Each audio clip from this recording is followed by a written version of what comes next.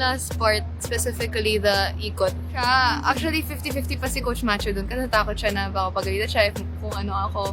Sabi ko, Coach, ang boring kasi na nakita ko na yun, tapos papalitan natin to no stunt. Like, syempre bababa standards ko. So, ito na yung tamang measurement to stage, yung rampa, everything. So, lahat ng inaral namin dun sa ASAP, kailangan naman siya i-change dito. Wala akong ibang inisip, kundi yung main stage. Kung aabot ba yung rampa ko sa main stage. Kasi yun talaga yung pinaka-highlight and sobrang nakaka-frustrate siya kasi sobrang daming na-cut na choreographies.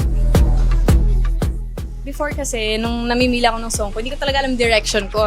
Not until, kasi may hinahanap ako specific song. But, nung nag-dig deeper ako dito sa song na to, parang ito pala yung magandang genre. Like, madala lang sa adrenaline and the feels and the energy and vibes of tomorrow. So.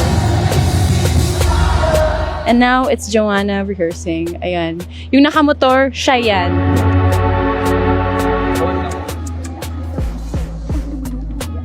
Kailangan ko ng, ng 3 kilong hining ng hininga. 3 kilong hangin dito kasi Nag-block kasi ngayon ng solos kasi dahil na lahat ng groups.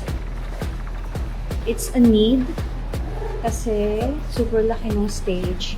Ibang-iba siya sa rehearsals namin. So, we're gonna make it work. So, this is gonna be a fun experience and unforgettable experience.